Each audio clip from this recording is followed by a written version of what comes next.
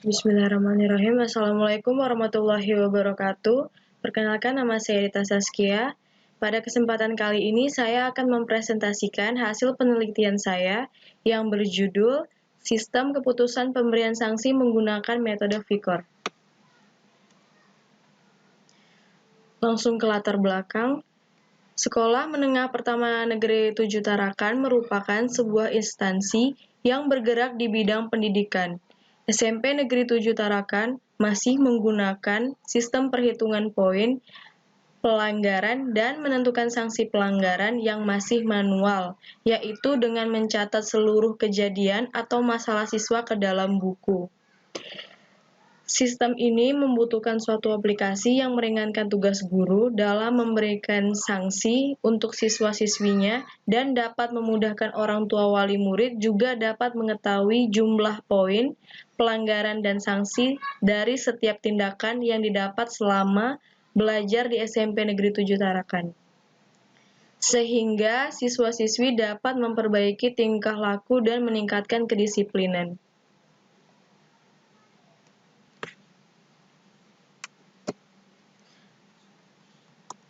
Lanjut ke permasalahan. Jadi permasalahan yang penulis temui adalah SMP Negeri 7 Tarakan belum mempunyai sistem komputerisasi yang memadai untuk pemberian sanksi bagi siswa-siswi yang melakukan pelanggaran.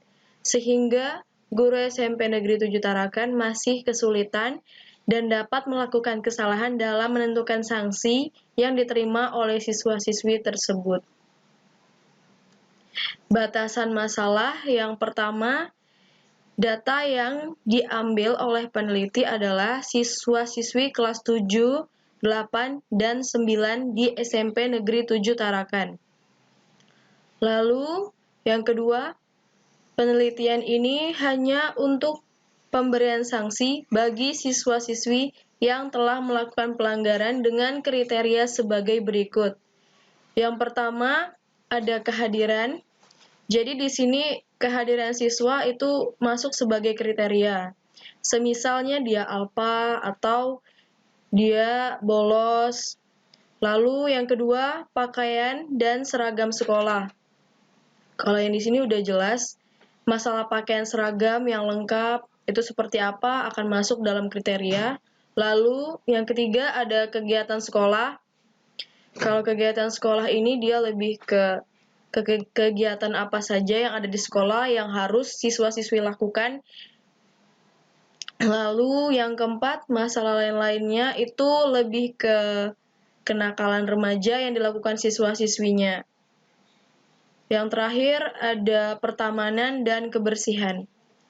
Lalu yang ketiga, pengambilan data dilakukan pada semester ganjil tahun ajaran 2019 sampai 2020. Batasan masalah yang keempat, metode Vikor, Vise Kriteriumska Optimizijika Komprominismo Resenje digunakan untuk meranking data siswa-siswi yang mendapat sanksi. Kita masuk ke penjelasan metode. Vikor yang diharapkan dapat mengidentifikasi dan mengevaluasi permasalahan yang dihadapi oleh SMP Negeri 7 Tarakan dalam melakukan pemberian sanksi terhadap pelanggaran yang dilakukan oleh siswa-siswi.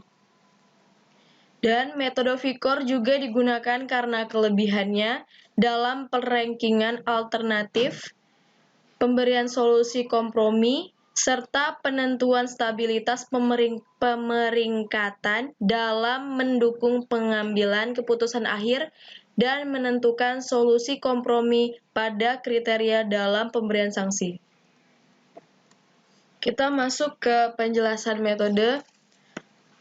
Di sini saya memasukkan rumus RIJ, yaitu XJ plus dikurang XIJ min dibagi XJ plus dikurang XJ min, dan keterangannya I itu adalah alternatif atau baris, J adalah kriteria atau kolom, XIJ adalah nilai dari matriks pengambilan keputusan, Lalu XJ plus adalah nilai terbaik dalam satu kriteria.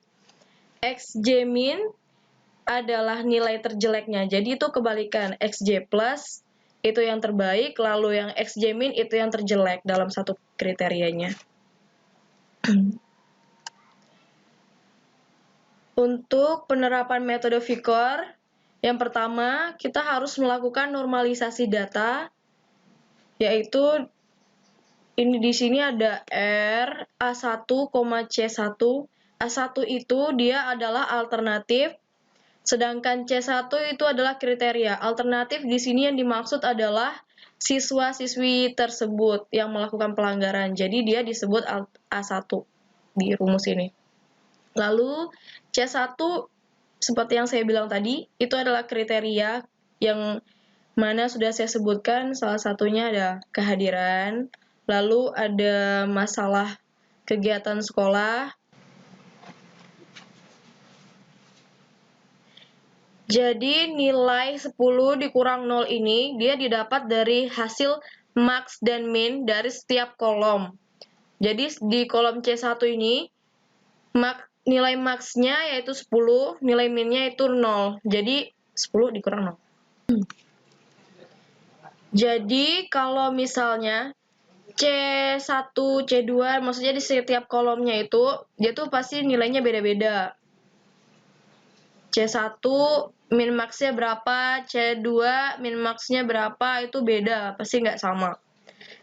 Kalau di tabel saya ini, dia C4 yang paling banyak. Jadi dia max-nya itu 100, sedangkan min-nya 0.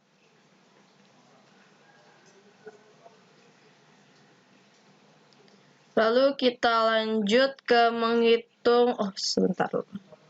Maaf. Jadi setelah dilakukannya normalisasi, itu ada normalisasi dikalikan bobot, yaitu bobot itu didapat dari setiap kriteria yang ada. Misalnya bobot kehadiran itu 0,2, kita normalisasikan juga, itu tuh sebenarnya 20% gitu ya. Lalu lanjut ke menghitung nilai S dan R. Jadi nilai S itu didapatkan dari penjumlahan hasil perkalian bobot kriteria dengan data pada setiap sampel yang ada.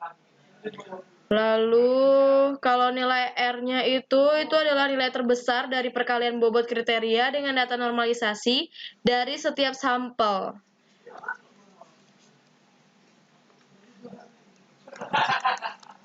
Lalu dijumlahkan seperti ini. Ini sesuai ya dia. C1 misalnya 0,2, ditambah C2 0,2, ditambah C3 0,2, ditambah C4 0,1875, ditambah C5 0,5. Lalu dijumlahkan hasilnya. Itu akan ketemu nilai S. Sedangkan nilai R-nya ya tadi seperti saya bilang. Lalu kita lanjut ke demo aplikasi. Jadi kita langsung jalankan aja programnya. Sebelumnya saya memohon maaf karena program saya ini jauh dari kata sempurna. Ya benar, soalnya ini interface aja belum saya ubah, masih kosong gini. Masih banyak kekurangannya. Jadi di sini, dan saya juga nggak pakai login, jadi langsung masuk gitu aja. Mungkin kalau nanti direvisi harus ada login, saya akan tambahkan login. Nah, jadi di sini ada 5 form. Yang pertama itu ada alternatif. Di menu ini ada alternatif, terus ada kriteria, ada subkriteria, ada perhitungannya, lalu keluar. Nah, langsung aja masuk ke form alternatif.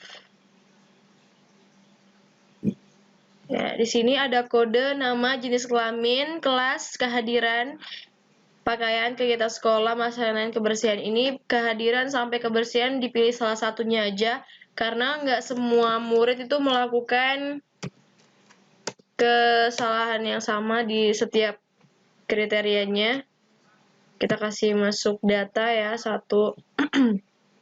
Misalnya kelas 8. Kita kasih dia di kehadirannya Dia ini alpha. Iya di hari itu A bolos. Lalu di masalah lainnya dia berkelahi. Lalu simpan. Nah, lalu keluar data berhasil disimpan. Lalu kita masuk ke kriteria. Jadi di form kriteria ini dia hanya memasukkan kriteria apa lagi atau peraturan apa lagi yang baru, misalnya nanti sewaktu-waktu sekolahnya ingin memasukkan jenis pelanggaran baru. Nah, ini masuknya di sini. Lalu masuk di subkriteria. Di sini ada kriteria, subkriteria, dan bobot. Sama ya, ini sama kayak di form kriteria. Simpan batal, terus kasih bobotnya ya untuk penambahan aja sebenarnya. Lalu kita lanjut aja langsung ke perhitungan. Di sini ada form data awal ya, normalisasi. Langsung aja kita pencet normalisasi. Normalisasi. Oke. Lalu normalisasi dikalikan bobot, pencet buttonnya. Lalu muncul nilai normalisasi dikalikan bobot nih seperti ini. Lalu lanjut lagi ke nilai S dan R-nya. Dan yang terakhir adalah hasil akhirnya. Klik aja button. Ini hasil akhirnya.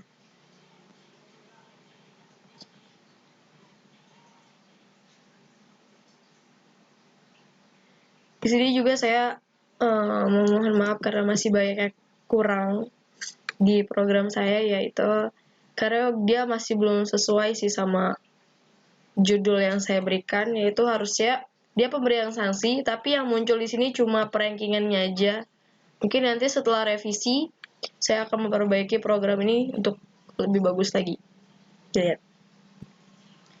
Sekian presentasi saya ucapkan terima kasih.